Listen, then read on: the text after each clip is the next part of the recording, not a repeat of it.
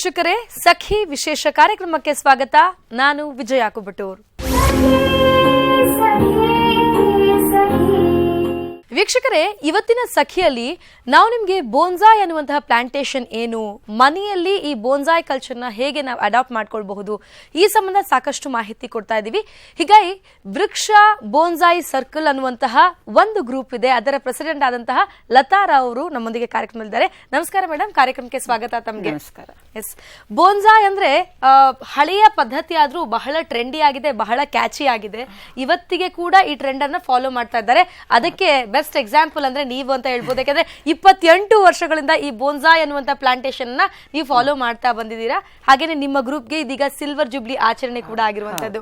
Bonsai ಅನ್ನುವಂತಹ ಪದ್ಧತಿಯಲ್ಲಿ ಯಾವೆಲ್ಲ ಗಿಡಗಳನ್ನ ಯಾವೆಲ್ಲ ಪ್ಲಾಂಟೇಶನ್ ನ ಮಾಡಬಹುದು ಅಂತ ಎಲ್ಲರೂ ತಿಳ್ಕೊಂಡಿರ್ತಾರೆ. ಬೋನ್ಸಾಯ್ ಅಂದ್ರೆ ತುಂಬಾ ಕಷ್ಟ ಅಂತ. ಇದ್ರ ಕಷ್ಟ ಏನೂ ಇಲ್ಲ. ಒಂದು ದಿನ ಒಂದ್ ಸ್ವಲ್ಪ ನೀರ್ ಹಾಕ್ಬೇಕಷ್ಟೇ. ಮತ್ತೆ ವರ್ಷಕ್ಕೆ 1-2 ವರ್ಷಕ್ಕೊಮ್ಮೆ ಹೊಸ ಮಣ್ಣು ಹಾಕ್ಬೇಕು. ಯಾಕಂದ್ರೆ ಬೋನ್ಸಾಯ್ ಎಲ್ಲ ಸಣ್ಣ ಕುಂಡದಲ್ಲಿರ್ತದೆ. ಆ ಮಣ್ಣಲ್ಲಿರುವ ಸತ್ವ ಎಲ್ಲ ಕಡಿಮೆ ಆಗುವಾಗ ಹೊಸ ಮಣ್ಣು ಹಾಕ್ಬೇಕಾಗತ್ತೆ. ಯಾವ ಮರಗಳನ್ನಾದ್ರೂ ಬೆಳೆಸಬಹುದು. ಆಲದ ಮರ, ಅರಳಿ ಮರ, ಆಮೇಲೆ ಆಪಲ್ ಇರ್ಬೋದು, ನಿಂಬೆ ಹಣ್ಣು, ಫಲಗಳು ಕೊಡುತ್ತೆ. ಆದ್ರೆ ನೆಲದಲ್ಲಿ ಹಾಕಿರುವಾಗ ಎಷ್ಟು ಕೊಡುತ್ತೆ ಅಷ್ಟು ಕೊಡೋದಿಲ್ಲ. ನಾವು ಇದನ್ನ ಫಲಕ್ಕೋಸ್ಕರ ಬೆಳೆಸ್ತಾ ಇಲ್ಲ.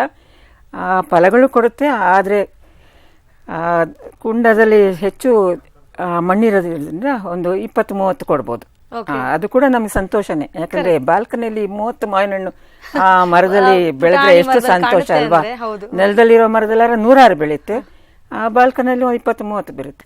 ನೀವು ಹೇಳ್ತಾ ಇದ್ದೀರಾ ಇಲ್ಲಿ ನಾವು ಫ್ರೂಟ್ಸ್ ನ ಬೆಳೆಸೋದಕ್ಕೆ ಅಥವಾ ಏನಾದ್ರೂ ನಾವು ಇದರಿಂದ ಫಲ ತೆಗೆಯೋದಕ್ಕೆ ಅಲ್ಲ, ಇದು ಮನೆಯ ಅಂದ ಚಂದಕ್ಕೆ ಅಂತಂದು.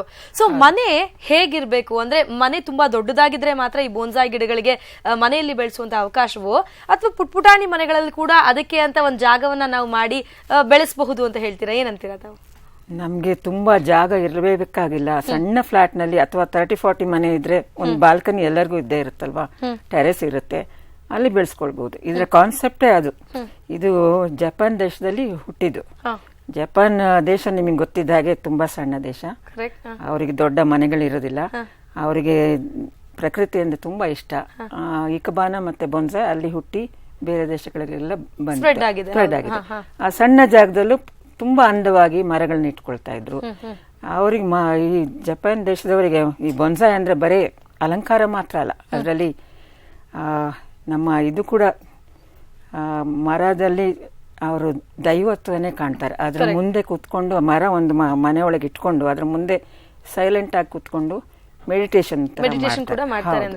ಓಕೆ, ನಾವು ಹಣ್ಣಿನ ಬಗ್ಗೆ ಮಾತನಾಡಿದ್ವಿ. ಆಪಲ್ ಇರಬಹುದು, ಮಾವಿನ ಹಣ್ಣು ಇರಬಹುದು, ನಿಂಬೆಯನ್ನ, ಕಿತ್ಲೆಯನ್ನ ಇದನ್ನ ಕೂಡ ಬೆಳೆಸಬಹುದು ಅಂತ. ಹೀಗೆ ಇದಕ್ಕೆ ಈಕ್ವಲೆಂಟ್ಲಿ ಈ ಪುಟಾಣಿ ಗಿಡ, ಮರ ಅಂತ ಏನಿದೆಯೋ ಇದರಲ್ಲಿ ಹೂನ ಕೂಡ ಬೆಳೆಸಬಹುದು. ಸ್ಪ್ರೆಡ್ ಆಗುತ್ತಾ ಹೂ, ಜಾಸ್ತಿ ಹೂ ಕೂಡ ಬೆಳಿಬಹುದು ಇದರಲ್ಲಿ. ಹೌದು, ಅರೆ ಯಾವ ಹೂವನ್ನು ಬೇಕಾದ್ರೆ ಬೆಳೆಸಬಹುದು. ಈಗ ನಾವು ಮಲ್ಲಿಗೆ ಆಗ್ಲಿ, ಮತ್ತೊಂದು ಮುರಾಯ ಅಂತ ಹೇಳ್ತೀವಿ, ಇನ್ನು ಹಾತ ಅಂತ ಬೇರೆ ಬೇರೆ ತರ ಹೂಗಳು. ಗುಲಾಬಿ ಅಂತದನ್ನೆಲ್ಲ ಬೋನ್ಸಾಯ್ ಮಾಡಕ್ ಆಗೋದಿಲ್ಲ, ಡೇಲಿ ಅಂತದೆಲ್ಲ. ಈಗ ಹೇಳಿದ ಹಾಗೆ 1 ವರ್ಷದಲ್ಲಿ ಸತ್ತು ಹೋಗುವಂತ ಗಿಡನ ಬೋನ್ಸಾಯ್ ಮಾಡಕ್ ಆಗೋದಿಲ್ಲ. ಡ್ಯೂರೇಷನ್ ಜಾಸ್ತಿ ಇದ್ದಂಗೆ ಮಾತ್ರ. ಯಾಕಂದ್ರೆ ನಾವಿಲ್ಲಿ ನೋಡಬಹುದು ಈ ಬುಡ ಎಲ್ಲ ಬಹಳ ಗಟ್ಟಿ ಇದೆ. ಅಂದ್ರೆ ನಾವು ನಿಜವಾಗ್ಲೂ ಮರವನ್ನ ಏನು ನಾವು ಗಿಡವನ್ನ ಪೋಷಿಸಿ ಮರ ಆಗಿರುತ್ತಲ್ಲ, ಅದನ್ನ ಈ ಸಣ್ಣ ಪ್ರಮಾಣದಲ್ಲಿ ಹೇಗೆ ಬೆಳೆದಿದೆ ಅಂತ ನೋಡಬಹುದು. ಈ ಸಣ್ಣ ಪಾಟ್ ನಲ್ಲಿ ಬೋನ್ಸಾಯ್ ಅಂದ್ರೆ ಇದು ಅಂತ ಗೊತ್ತಾಗ್ತಾ ಇದೆ. ನಿಮಗೆ ನೋಡುವಾಗ ಕಾಣ್ತದೆ ಅಲ್ವಾ, ಇದು ಮರ ತರ ಕಾಣ್ಬೇಕು. ನಮ್ಮ ಬೋನ್ಸಾಯ್ನಲ್ಲಿ ನಾವು ಬರೀ ಇಡೀ ಗಿಡ ಮಾತ್ರ ಅಲ್ಲ, ಅದ್ರ ತೊಗಟೆ, ಮರದ ಆಕಾರ ಬಂದಿರಬೇಕು, ಅದ್ರ ಬ್ರಾಂಚಸ್, ಅದು ಎಲ್ಲವನ್ನು ನಾವು ನೋಡ್ತೇವೆ, ಅಪ್ರಿಶಿಯೇಟ್ ಮಾಡ್ತೇವೆ. ಸೊ ಇದು 25 ವರ್ಷ ಆಗಿದೆ ಅದಕ್ಕೆ. 25 ವರ್ಷ ಇದಕ್ಕೆ. ಹೌದು, ಅದೇ ಕುಂಡದಲ್ಲಿದೆ. ಅದು ದೊಡ್ಡ ಕುಂಡಕ್ಕೆ ಹಾಕಿದ್ರೆ ದೊಡ್ಡದಾಗಿ ಬೆಳೀತದೆ, ಅಥವಾ ನೆಲಕ್ಕೆ ಹಾಕಿದ್ರೆ ದೊಡ್ಡದಾಗಿ ಬೆಳೀತದೆ. ಇದು ಆಲದ ಮರದ ಜಾತಿ, ಫೈಕಸ್ ಅಂತೀವಿ. ಇದು ಎಲ್ಮ್ ಅಂತ. ಹಾಗೆ ಇದು ಪ್ರೇಮ್ನ ಅಂತಾರೆ, ಅದು ಅನದರ್ ಫೈಕಸ್ ಲಾಂಗ್ ಐಲ್ಯಾಂಡ್ ಅಂತ. ನಾವು ಹೆಚ್ಚಾಗಿ ನಮ್ಮ ಇಂಡಿಯಾದಲ್ಲಿ ಟ್ರಾಪಿಕಲ್ ಕಂಟ್ರಿ, ಹೆಚ್ಚಾಗಿ ಆಲದ ಮರ, ಅರಳಿ ಮರ ಜಾತಿ ಗಿಡಗಳು ಜಾಸ್ತಿ. ಸೊ ಅಂತದನ್ನೇ ನಾವು ತಕೊಂಡು ಬೆಳೆಸ್ತೇವೆ. ನಮ್ಗೆ ಹೂ ಹಣ್ಣಿನೊಟ್ಟಿಗೆ ನಮ್ಗೆ ಬರೇ ಎಲೆಗಳು ನೋಡಿದ್ರು ನಮಗೆ ಬಹಳ ಸಂತೋಷ, ಎಲೆ ಖುಷಿ ಆಗುತ್ತೆ. ಕಾಡಿಗೆ ಹೋಗಿ ಹೇಗ್ ಕಾಣುತ್ತೆ ಮರ, ಅದ್ರ ಕೆಳಗೆ ಏನೇನಿರುತ್ತೆ, ಸಣ್ಣ ಸಣ್ಣ ಗಿಡಗಳಿರುತ್ತೆ. ಆಮೇಲೆ ಅದ್ರ ಕೆಳಗೆ ಮಾಸ್ ಅಂತ ಹೇಳ್ತೀವಿ, ಅದು ಬೆಳೆಯುತ್ತೆ, ಹುಲ್ಲು ಬೆಳೆದಿರುತ್ತೆ. ಅದನ್ನೆಲ್ಲ ನಮ್ಮ ಕುಂಡದಲ್ಲಿ ನಾವು ತೋರಿಸ್ತಾ ಇದ್ದೇವೆ. ಸೊ ಅದನ್ನು ನೋಡುವಾಗ ನಿಮಗೆ ಹೊರಗೆ ಕಾಡಿಗೆ ಹೋಗಿ ಕೂತಷ್ಟೇ ಆನಂದ ಆಗುತ್ತೆ. ಮತ್ತೆ ಪ್ರತಿ ಸೀಸನ್ ಅಥವಾ ಈಗ ನಾನು ಹೇಳಿದಾಗೆ ಮಳೆಗಾಲದಲ್ಲಿ ತುಂಬ ಹೊಸ ಹೊಸ ಚಿಗುರು ಬರ್ತದೆ. ಸ್ಪ್ರಿಂಗ್ ಸೀಸನ್ ಅಂದರೆ ವಸಂತ ಕಾಲದಲ್ಲಿ ಹೊಸ ಚಿಗುರು ಹಣ್ಣು ಎಲ್ಲ ಬರುತ್ತೆ. ಅದೆಲ್ಲ ನಮ್ಮ ಮನೇಲಿ ಕೂತ್ಕೊಂಡು ಅಲ್ಲೇ ಆನಂದಿಸ್ಬೋದು. ಇದು ಈಗ ಚಿಗುರು ಎಲೆ ಬರ್ತಾ ಇದೆ, ಪ್ರೂನ್ ಮಾಡಿ ಹೊಸ ಚಿಗುರು ಬರುತ್ತೆ. ಆಮೇಲೆ ಡಿಸೆಂಬರ್ ತಿಂಗಳಲ್ಲಿ ಕೆಲವು ಮರಗಳೆಲ್ಲ ಎಲೆ ಎಲ್ಲ ಬಿದ್ದೋಗುತ್ತೆ, ಉದುರೋಗುತ್ತೆ.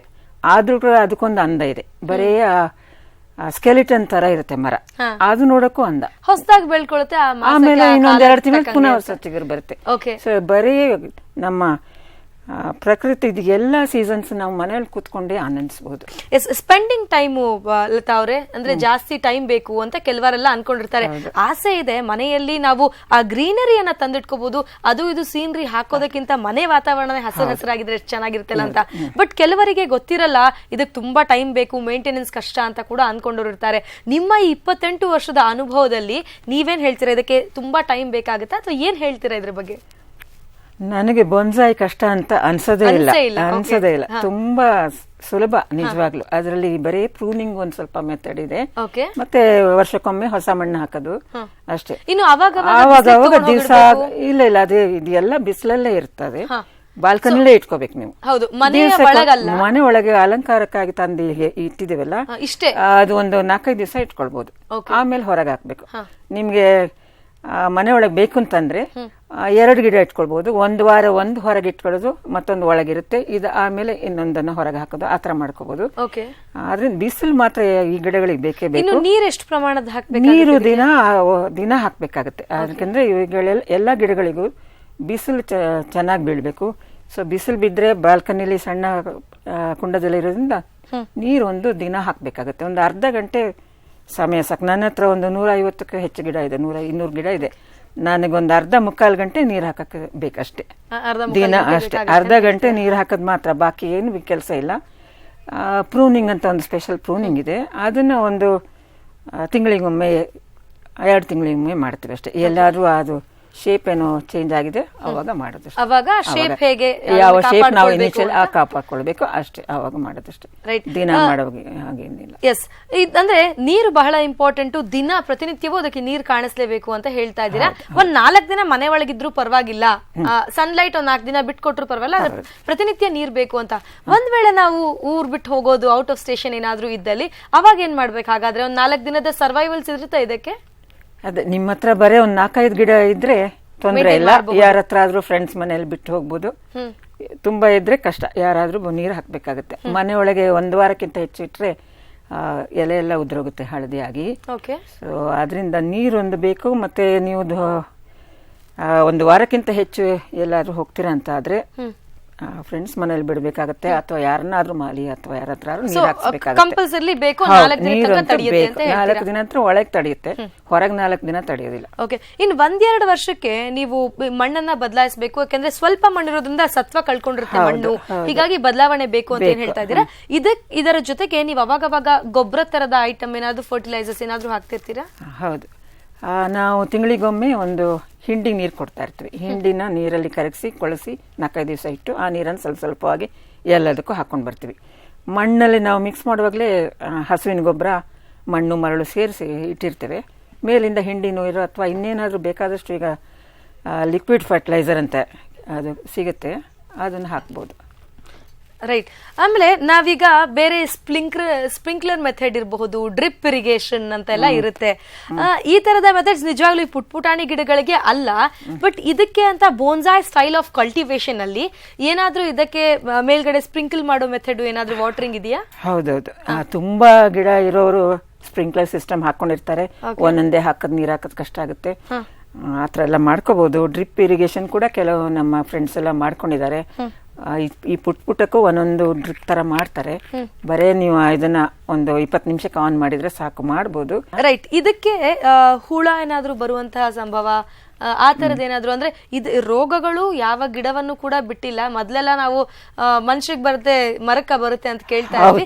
ಇವಾಗಿಲ್ಲ, ಪ್ರತಿ ಜಾತಿ ಮರಕ್ಕೂ ಅದರದ್ದೇ ಆದಂತಹ ಡಿಸೀಸ್ ಫಾರ್ಮ್ ಆಗ್ಬಿಟ್ಟಿದೆ. ಹೀಗಾಗಿ ಈ ಗಿಡ ಮರಗಳಿಗೂ ಕೂಡ ಏನಾದ್ರೂ ಅಂತಹ ರೋಗಗಳು ಬರುವಂತಹ ಚಾನ್ಸಸ್ ಇರುತ್ತಾ? ಇದು ನಾವು ಕುಂಡದಲ್ಲಿ ಇಟ್ಕೊಂಡು ನೆಲದಲ್ಲಿ ಇಡೋದಿಲ್ಲ, ನಾವು ಒಂದು ಸ್ಟ್ಯಾಂಡ್ ಮೇಲೆ ಇಟ್ಕೊಂಡಿರ್ತೀವಿ. ಇದನ್ನ ಈಗ ಚಿಕ್ಕ ಗಿಡನ ನೆಲದಲ್ಲಿ ಡಿಸ್ಪ್ಲೇ ಮಾಡಿದ್ರೆ ಅದು ಕಾಣೋದಿಲ್ಲ, ಅದರ ಬ್ಯೂಟಿ. ಹಾಗೆ ಮೇಲೆ ಇಟ್ಟಿರೋದ್ರಿಂದ ಹೆಚ್ಚು ರೋಗಗಳು ಬರೋದಿಲ್ಲ, ಇನ್ಸೆಕ್ಟ್ಸ್ ಅಂತವೆಲ್ಲ ಬಹಳ ಕಡಿಮೆ. ನಾವು ಮನೇಲೆಲ್ಲ ಶೆಲ್ಫ್ ತರ ಮಾಡ್ಕೊಂಡಿರ್ತೀವಿ ಅದ್ರ ಮೇಲೆ ಇಟ್ಟಿರೋದ್ರಿಂದ. ಆದ್ರೂ ಒಂದೊಂದ್ಸಾರಿ ಸ್ವಲ್ಪ ಮೀಲಿ ಬಗ್ ಅಂತ ಒಂದು ಹತ್ತಿ ತರ ಕಾಟನ್ ತರ ಲೀಫ್ ಅಡಿಲೆಲ್ಲ ಬರುತ್ತೆ. ನಮ್ದೆಲ್ಲ ಗಿಡಗಳು ಚಿಕ್ಕ ಚಿಕ್ಕವಾದ್ರಿಂದ ನಾವು ಬರೀ ಒಂದು ಹತ್ತಿ ತಕೊಂಡು ಸ್ವಲ್ಪ ಸೋಪಿನ ನೀರನ್ನ ವೈಪ್ ಮಾಡ್ಬಿಡ್ತೀವಿ. ಹಾಗೆ ತುಂಬಾ ಬ್ಯಾಡ್ ಇನ್ಫೆಕ್ಷನ್ ಇದ್ರೆ ಏನಾದ್ರೂ ಸ್ಪ್ರೇ ಮಾಡ್ಬೋದು. ಇನ್ಸೆಕ್ಟಿಸೈಡ್ ಎಲ್ಲ ಮಾರ್ಕೆಟ್ ಅಲ್ಲಿ ಸಿಗುತ್ತೆ, ಲಾಲ್ಬಾಗ್ ಎಲ್ಲ ಸಿಗುತ್ತೆ, ಮಾಡ್ಕೋಬಹುದು. ನಾನಂತೂ ಏನು ಮಾಡೋದಿಲ್ಲ, ಬೇವಿನ ಎಣ್ಣೆ ಒಂದೊಂದ್ಸಾರಿ ಸ್ಪ್ರೇ ಮಾಡ್ತೀನಿ. ಬೇವಿನ ಎಣ್ಣೆ ನೀರಲ್ಲಿ ಬಹಳ ದೊಡ್ಡ ಮದ್ದು ಬೇವಿನ ಎಣ್ಣೆ ಅಲ್ವಾ? ಬೇವಿನ ಎಣ್ಣೆ ಹಾಕಿದಲ್ಲಿ ಏನು ಪ್ರಾಬ್ಲಮ್ ಬರಲ್ಲ ಅಂತ, ಯಾವುದೇ ತರ ಕ್ರಿಮಿ ಏನು ಉಳಿಯಲ್ಲ, ಹುಳ ಏನು ಉಳಿಯಲ್ಲ ಅಂತ. ಅದು ಸ್ವಲ್ಪ ನಿಧಾನವಾಗಿ ಆಕ್ಟ್ ಆಗುತ್ತೆ. ಆದ್ರೂ ಅದನ್ನ ತಿಂಗಳಿಗೊಮ್ಮೆ 2 ತಿಂಗಳಿಗೊಮ್ಮೆ ಹಾಕೊಂಡಿದ್ರೆ ಗಿಡಗಳೆಲ್ಲ ಹೆಲ್ದಿ ಆಗಿರುತ್ತೆ, ಚೆನ್ನಾಗಿರುತ್ತೆ. ಈ ಬೋನ್ಸಾಯ್ ಅನ್ನೋ ಸ್ಟೈಲೇನೆ ಪಾಟ್ ನಲ್ಲಿ ಅಗಲವಾದಂತಹ ಟ್ರೇ ನಲ್ಲಿ ಬೆಳೆಸುವಂತಹ ಗಿಡ್ಡ ಶ್ರಬ್ಸ್ ಅಂಡ್ ಗಿಡಗಳು ಅಂತ ಹೇಳ್ತಾ ಇದ್ದೀರಾ. ಇದು ಅಂದ್ರೆ ಇಷ್ಟು ಪುಟಾಣಿ ಇರೋದು ಎಷ್ಟಡಿ ಎತ್ತರ ತನಕ ಬೆಳೆಯುತ್ತೆ? ಅಂದ್ರೆ ನಾವು ಮನೇಲಿ ಅಕಾಮಡೇಟ್ ಮಾಡ್ಕೊಳ್ಬಹುದು, ಪರವಾಗಿಲ್ಲ ಅಂದ್ರೆ ಎಷ್ಟು ಹೈಟ್ ತನಕ ಬೆಳೆಯುವಂತದನ್ನ ನಾವು ಮನೇಲಿ ಅಕಾಮಡೇಟ್ ಮಾಡ್ಕೊಳ್ಬಹುದು? ಹೌದು. ಈ ಬೊನ್ಸಾಯಲ್ಲಿ ಇದು ಮೀಡಿಯಂ ಸೈಜ್ ತಂದಿದ್ದೀನಿ. ಇದಕ್ಕೆ ಶೋಹಿನ್ ಅಂತ ಹೇಳ್ತೀವಿ. 6 ಇಂಚ್ ಎತ್ತರ ಇದ್ರೆ ಮಾಮೆ ಅಂತ ಹೇಳ್ತಾರೆ, ಅವ್ರ ಮಿನಿ. ಅದಕ್ಕಿಂತ ಚಿಕ್ಕದು ಇಷ್ಟೇ ಇರುತ್ತೆ, ತಮ್ ಸೈಜ್ ಬೊನ್ಸಾಯ್. ಹಾಗೆ ನಿಮ್ಗೆ ಯಾವ ಸೈಜ್ ಬೇಕೋ ಆ ಸೈಜ್ ಮಾಡ್ಕೋಬಹುದು. ತುಂಬಾ 6 ಅಡಿ ಎತ್ತರ ಇದ್ರೆ ಅದಕ್ಕೆ ಕೋಟಿ ಯಾರ್ಡ್ ಬೊನ್ಸಾಯ್ ಅಂತೀವಿ. ನಿಮಗೆ ಜಾಗ ಬೇಕು ಅಂಗಳದಲ್ಲಿ ಇಟ್ಕೋಬಹುದು. ನಾವು ಸಾಧಾರಣವಾಗಿ ನಾವು ಮೀಡಿಯಂ ಸೈಜ್ ಮಾಡ್ಕೊಳ್ತೀವಿ, ಒಂದು 24 ಇಂಚಿದ್ದು. ಅದು ನಮ್ಗೆ ಎತ್ತಕ್ಕೆ ಎಲ್ಲ ಸ್ವಲ್ಪ ಸುಲಭ ಆಗುತ್ತೆ. ತುಂಬಾ ದೊಡ್ಡ ದೊಡ್ಡ ಮರ ಇಟ್ಕೊಂಡ್ರೆ ಎತ್ತಿ ರೀಪಾಟಿಂಗ್ ಮಾಡೋದು, ಹೊಸ ಮಣ್ಣು ಹಾಕೋದೆಲ್ಲ ಕಷ್ಟ ಆಗುತ್ತೆ. ಹಾಗೆ ಮೀಡಿಯಂ ಸೈಜ್ 1-2 ಮಾತ್ರ 6 ಅಡಿದು ಇಟ್ಕೊಳ್ತೀವಿ. ಅದೇ 6 ಅಡಿ ಅಂದ್ರೆ ಯಾವೆಲ್ಲ ಗಿಡಗಳನ್ನ 6 ಅಡಿ ತನಕ ಬೆಳೆಸ? ಯಾವ್ದನ್ನ ಬೇಕಾದ್ರೆ ಬೆಳೆಸಬಹುದು. ಯಾವುದೇ ಹಣ್ಣು, ಗುಲ್ಮೋಹರ್ ಆಗ್ಲಿ, ಆಲದ ಮರ, ಅರಳಿ ಮರ. ಆಲದ ಮರ ದೊಡ್ಡದಾದಷ್ಟು ಚೆನ್ನಾಗಿ ಕಾಣುತ್ತೆ. ಅರದ ಬೀಳಲೆಲ್ಲ ಬಂದ್ರೆ ದೊಡ್ಡದಾಗಿದ್ರೆ ಚೆನ್ನಾಗಿರುತ್ತೆ. ಅದನ್ನ ಆಲದ ಮರನ ಇಷ್ಟು ಚಿಕ್ಕದ್ ಮಾಡಿದ್ರೆ ಅದಕ್ಕೆ ಅಂದ ಗೊತ್ತಾಗಲ್ಲ, ಅದರ ಬೀಳಲೆಲ್ಲ ಕಾಣ್ಬೇಕಲ್ವಾ. ಅದಕ್ಕೋಸ್ಕರ ಎತ್ತರ ದೊಡ್ಡದಾಗಿ ಮಾಡ್ತೀವಿ. ಒಂದು 24-26 ಇಂಚ್ ಇಟ್ಕೊಳ್ತೀವಿ. ಈ ಮಿನಿ ಬೊನ್ಸಾಯ್ ಅಥವಾ ಮಾಮೆ ಬೊನ್ಸಾಯ್ಗೆಲ್ಲ ಸ್ವಲ್ಪ ಚಿಕ್ಕ ಎಲ್ಲ ಇರುವ ಗಿಡಗಳನ್ನ ತಗೋತೀವಿ. ಸೊ ನಿಮಗೆ ಬೇಕಾದಾಗ, ನಿಮಗೆ ಜಾಗ ಎಷ್ಟಿದೆ, ನಿಮ್ಗೆ ಬರೇ ಒಂದು 6 ಅಡಿ 4 ಅಡಿ ಜಾಗ ಇದ್ರೆ ಮೀಡಿಯಂ ಸೈಜ್ ಇಟ್ಕೊಳ್ಳಿ. ಬಹಳ ಸರ್ಪ್ರೈಸಿಂಗ್ ಅಂದ್ರೆ ಎತ್ತರವನ್ನ ಬೆಳೆಯೋದನ್ನ ಕೂಡ ನೀವು ಸ್ಟಾಪ್ ಮಾಡ್ತೀನಿ ಅಂತ ಹೇಳ್ತಿದ್ದೀರಾ. ನಮ್ಗೆ ಎಷ್ಟು ಇಂಚ್ ಬೇಕೋ ಅಷ್ಟು ಇಂಚ್ ಮಾತ್ರ ಎತ್ತರವನ್ನ ನಾವು ಬೆಳೆಸ್ತೀವಿ ಅಂತ ಹೇಳ್ತಾ ಇದೀರಾ. ಅದನ್ನ ಹೇಗೆ ಅಲ್ಲಿಗೆ ನಾವು ಸ್ಟಾಪ್ ಮಾಡೋದು? ಹಾಗಾದ್ರೆ ಅದು ಬೆಳೆಯೋದು ನಿಲ್ಲೋದೇ ಇಲ್ಲ, ಕಂಟಿನ್ಯೂಸ್ ಬೆಳೀತಾ ಇರುತ್ತೆ. ನಾವು ಮೇಲೆ ಪ್ರೂನ್ ಮಾಡೋದ್ರಿಂದ ಅಗ್ಲಾಗ್ಲ ಬೆಳ್ಕೊಳ್ತಾ ಹೋಗುತ್ತೆ. ಅದರ ಕೊಂಬೆಗಳು ಇದೆಲ್ಲ ಜಾಸ್ತಿ ಆಗುತ್ತೆ. ನಾವು ಶುರು ಮಾಡುವಾಗ ಈ ಸಣ್ಣದಾಗಿ ಇಷ್ಟೇ ಸಣ್ಣ ಇರುತ್ತೆ, ಅದು ಹೋಗ್ತಾ ದಪ್ಪ ಆಗುತ್ತಾ ಬರುತ್ತೆ, ಆಕಾರ ಚೆನ್ನಾಗ್ ಆಗ್ತಾ ಬರುತ್ತೆ ಬೈ ವೇ ಆಫ್ ಪ್ರೂನಿಂಗ್. ನಿಮ್ಗೆ ಈ ಪಾಟ್ ನಲ್ಲಿ ಇಷ್ಟ ಹತ್ರ ಇಟ್ರೆ ನಿಮ್ಗೆ ಅದು ಅದಕ್ಕೆ ಪ್ರಪೋರ್ಷನ್ ಸರಿ ಇರಲ್ಲ, ಚೆನ್ನಾಗಿ ಕಾಣಲ್ಲ. ಆ ಲೆಕ್ಕಕ್ಕೆ ಅದಕ್ಕೆ ಸರಿಯಾಗಿ ಪ್ರಪೋರ್ಷನ್ ಆಗಿ ಬೆಳೆಸ್ಕೋಬೇಕು. ಇದು ದೊಡ್ಡದು 6 ಅಡಿ ಎತ್ತರದ್ದು ಅಂತ ಹೇಳಿದ್ರೆ ಥಮ್ ಸೈಜ್ ಕೂಡ ಸಾಧ್ಯ ಅಂತ ಹೇಳ್ತಿದ್ದೀರಾ. ಅದು ಯಾವ ಗಿಡ ಹಾಗಾದ್ರೆ? ಅದ್ರಲ್ಲಿ ಯಾವ ಗಿಡ ಅಂತೀವಿ, ಯಾವ್ದು ಬೇಕಾದ್ರೆ ಹಾಕ್ಬೋದು. ನಾವು ಅರಳಿ ಮರ, ಆಲ ಮರ ಆ ತರದ್ದು ಹಾಕಕ್ಕಾಗೋದಿಲ್ಲ. Some small leaved variety. ಈಗ ಈ ಗಿಡ ತಗೊಂಡು ಫೈಕಸ್ ಮಿನಿ ಲೂಸಿ ಅಂತೀವಿ, ಅಂತ ಗಿಡ ಒಂದು ಇಷ್ಟಿರುತ್ತೆ, ಅದು ಇಷ್ಟುದ್ದ ಇರುತ್ತೆ ತಮ್ ಸೈಜ್. ಆ ತಮ್ ಸೈಜ್ ಎಲ್ಲ ನೋಡ್ಕೊಳ್ಳೋದು ಸ್ವಲ್ಪ ಕಷ್ಟ ಅಂದ್ರೆ ನೀರು ಹಾಕಕ್ಕೆ ಸ್ವಲ್ಪನೇ ನೀರು ಹಿಡಿಯುತ್ತಲ್ವಾ. ಆದ್ರಿಂದ ನಾವು 3-4 ಒಂದ್ ಸಣ್ಣ ಟ್ರೇ ತಗೊಂಡು ಅದ್ರಲ್ಲಿ ಮರಳು ಹಾಕಿ ಒಂದು 7-8-10 ತಮ್ ಸೈಜ್ ಇಟ್ಬಿಡ್ತೀವಿ. ನೀರ್ ಆರದಾಗೆ ಅದ್ರ ಮೇಲೆ ನೀರ್ ಹಾಕಿ ಅದ್ರಲ್ಲಿ ಬಿಟ್ಟು ಬಿಡ್ತೀವಿ. ದಿವಸಕ್ಕೊಂದ್ಸರಿ ನೀರ್ ಹಾಕ್ತೀವಿ. ತಮ್ ಸೈಜ್ ಮತ್ತೆ ಅದಕ್ಕಿಂತ ಸ್ವಲ್ಪ ದೊಡ್ಡ ಒಂದು 2 ಇಂಚು 3 ಇಂಚಿದೆಲ್ಲ ಅವೆಲ್ಲ ನೋಡ್ಕೊಳ್ಳೋದು ಕಷ್ಟ. ವೀಕ್ಷಕರೇ, ಬೋನ್ಸಾಯ್ ಅಂದ್ರೆ ಏನು ಅಂತ ತಿಳ್ಕೊಂಡ್ರಿ. ಬೋನ್ಸಾಯ್ ಅನ್ನುವಂತಹ ಈ ಗಿಡದ ಶೈಲಿ ಅಂದ್ರೆ ಬೋನ್ ಅಂದ್ರೆ ಟ್ರೇ, ಅಗಲವಾದಂತಹ ಟ್ರೇ ನಲ್ಲಿ ಬೆಳೆಸುವಂತಹ ಪ್ಲಾಂಟೇಶನ್, ಕಲ್ಟಿವೇಶನ್ ಆಗಿದೆ. ಹೀಗಾಗಿ ಇದಕ್ಕೆ ಬೋನ್ಸಾಯ್ ಅಂತ. ಈ ಮೊದಲು ಇದು ಚೈನೀಸ್ ಟ್ರೆಂಡ್ ಆಗಿತ್ತು, ಹೋಗ್ತಾ ಹೋಗ್ತಾ ಅದು ಜಪಾನೀಸ್ ಅವರು ಇದನ್ನ ಫಾಲೋ ಮಾಡಕ್ಕೆ ಶುರು ಮಾಡಿದ್ರು. ಹೀಗಾಗಿ ಇತ್ತೀಚಿನ ದಿನಗಳಲ್ಲಿ ಬೋನ್ಸಾಯ್ ಅಂದ್ರೆ ಇಟ್ಸ್ ಓನ್ಲಿ ಜಪಾನೀಸ್ ಟ್ರೆಂಡ್ ಅಂತಂದು ಸಾಕಷ್ಟು ಮನೆ ಮಾತಾಗಿದೆ. ತುಂಬಾ ಜನ ಕೂಡ ಬೋನ್ಸಾಯ್ ಟ್ರೆಂಡ್ ಅನ್ನ ಅವರು ಕೂಡ ಮನೆಯಲ್ಲಿ ಬೆಳೆಸ್ತಾರೆ, ಈ ಗಿಡಗಳನ್ನ ಇಟ್ಕೊಳ್ತಾರೆ. ಇದರ ಮೇಂಟೆನೆನ್ಸ್ ಬಹಳ ಕಷ್ಟ ಅನ್ಕೊಂಡವ್ರಿಗೆ ಇಲ್ಲಿ ಲತಾರಾ ಅವ್ರು ಹೇಳ್ತಾ ಇದ್ದಾರೆ, ಇಲ್ಲ ಬಹಳ ಈಸಿ ಮೇಂಟೆನೆನ್ಸ್, ಜಾಸ್ತಿ ಟೈಮ್ ಕೂಡ ಹಿಡಿಯೋದಿಲ್ಲ, ಹಾಗಾಗಿ ಬಹಳ ಸುಲಭವಾಗಿ ಮನೆಯಲ್ಲಿ ಗಿಡಗಳನ್ನ ಇಟ್ಕೊಳ್ಬಹುದು ಅಂತ. ಈ ತರ ಮತ್ತಷ್ಟು ಮಾಹಿತಿ ಸಖಿಯಲ್ಲಿ ಸಿಗುತ್ತೆ ಈ ಚಿಕ್ಕ ಬ್ರೇಕ್ ಆದ್ಮೇಲೆ.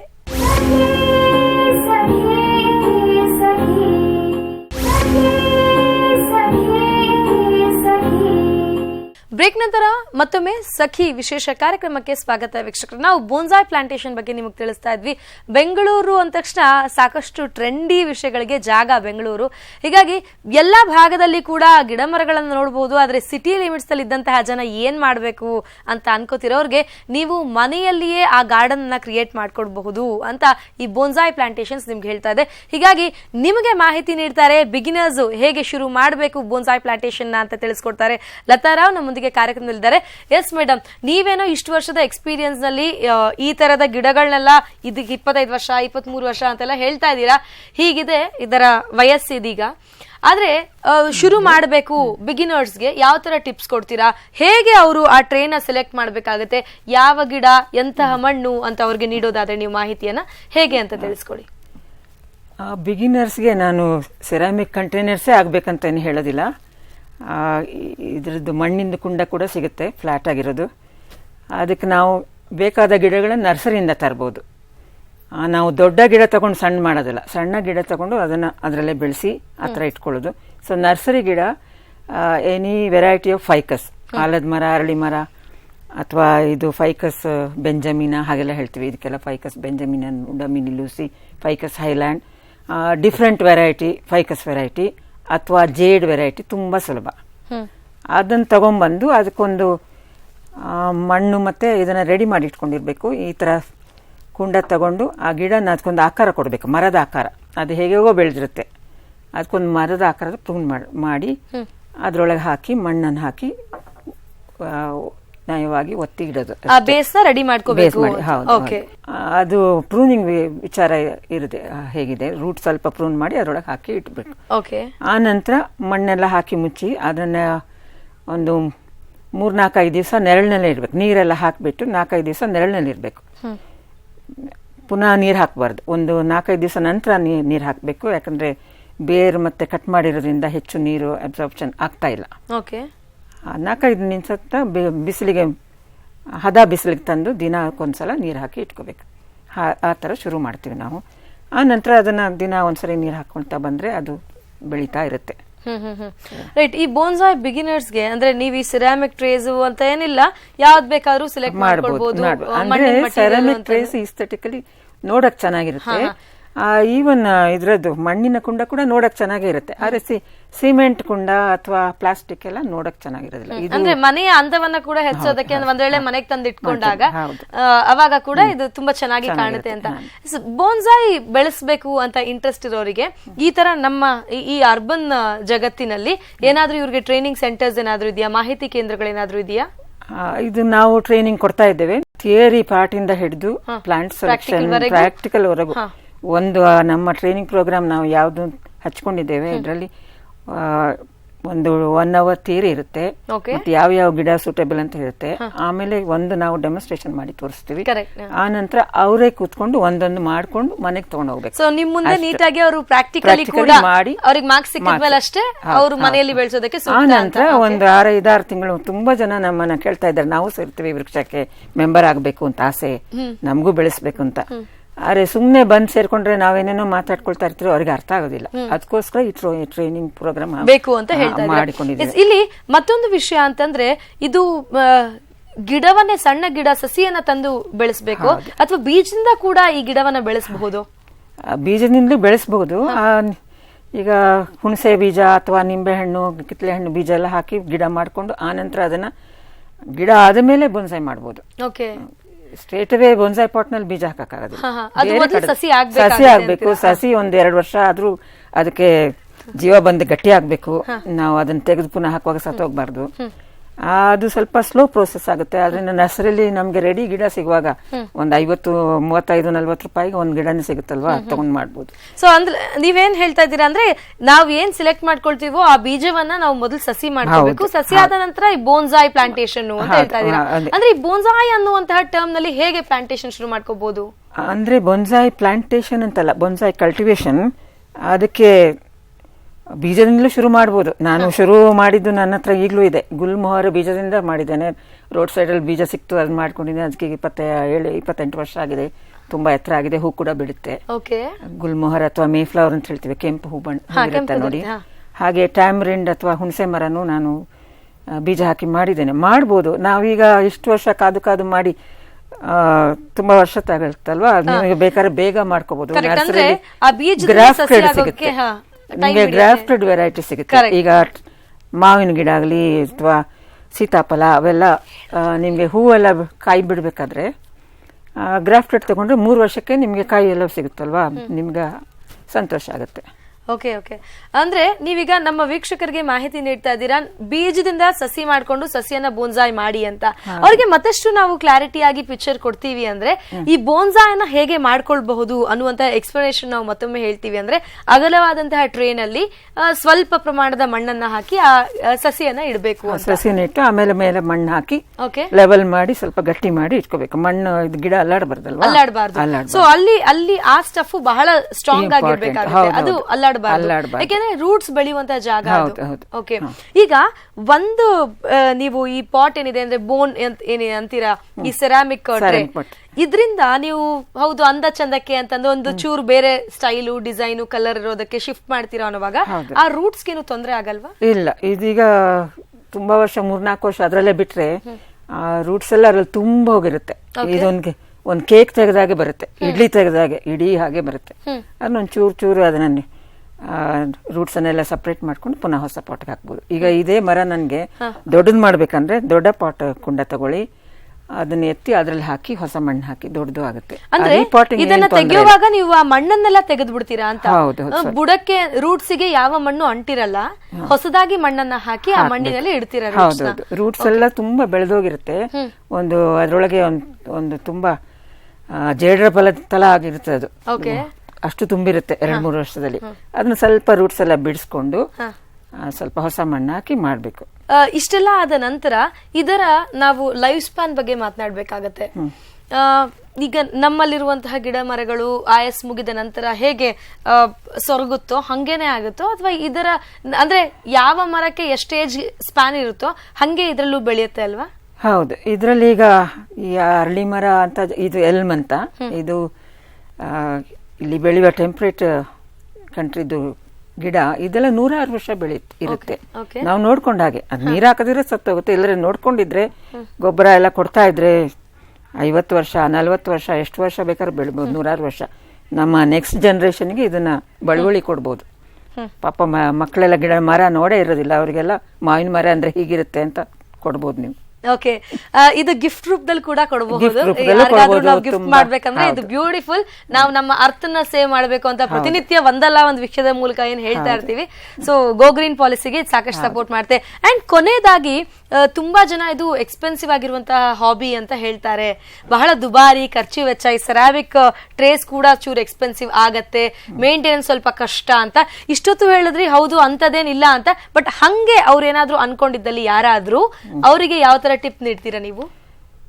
ಅದೇ ಎಕ್ಸ್ಪೆನ್ಸಿವ್ ಯಾಕಾಗತ್ತೆ ಅಂತೆ, ನೀವು ನಮ್ಮ ಎಕ್ಸಿಬಿಷನ್ ಅಲ್ಲೆಲ್ಲ ನೋಡಿರ್ತೀರಾ ಅಥವಾ ಎಲ್ಲ ಬೊನ್ಸಾಯ್ ತಗೊಳಕ್ ಹೋಗ್ತೀರಾ, ತುಂಬಾ ದುಬಾರಿ ಅನ್ಸುತ್ತೆ. ನೀವೇ ಮಾಡ್ಕೊಂಡ್ರೆ ದುಬಾರಿ ಅಲ್ವೇ ಅಲ್ಲ. ಈಗ ನಿಮಗೆ 100 ರೂಪಾಯಿ ಒಂದು ಈ ಥರ ಪಿಂಗಾಣಿದ್ ಬೇಕಾದ್ರೆ 100 ರೂಪಾಯಿ ಇರುತ್ತೆ. ನಿಮಗೆ ಮಣ್ಣಿದ್ದಾದರೆ 15 ರೂಪಾಯಿಗೆ ಸಿಗ್ತದೆ. ಅದರಲ್ಲಿ ಒಂದು 50 ರೂಪಾಯಿ ಗಿಡ ತಗೊಂಡು ಮಾಡಿಕೊಂಡ್ರೆ 200 ರೂಪಾಯಿ ಒಳಗೆ ಒಂದು ಬೊನ್ಸಾಯ್ ಆಗುತ್ತೆ. ನಮ್ದೆಲ್ಲ ದುಬಾರಿ ಆಗಿರೋದು ಯಾಕಂದ್ರೆ ಅದಕ್ಕೆ ತುಂಬಾ ವರ್ಷ ನಾವು ಪೋಷಣೆ ಮಾಡಿರ್ತೀವಿ.